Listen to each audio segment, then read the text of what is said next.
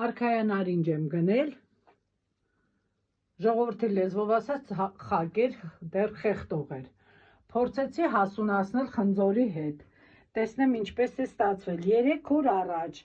կեսը շարել եմ բանկանների վրա, իսկ այս մի քանիսը խնձորի հետ շարել եմ փակ տարայի մեջ, հիմա փորձենք տեսնենք հասած, հրաշալի է, նայեք ինչպես է հասել, կտանենք տուն կփորձենք, ինչպես է հասել, 3 օր ընդամենը խնձորի մեջ է և այդ նույն արքայանարինջի կեսը 3 օր այստեղ շարված է,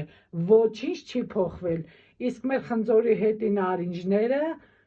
արդեն կարելի ասել նույնիսկ շատ է հասել, տանենք տուն և փորձենք մեր հասած արքայանարինջը,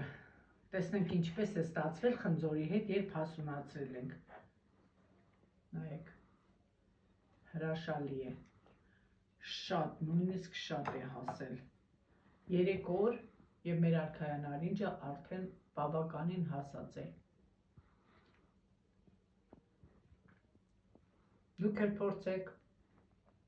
եթե գնել եք և ձեր արքայանարինջը հասած չէ, մի նեղվեք, 3 օր հետո այն հրաշալի է ուտելու համար։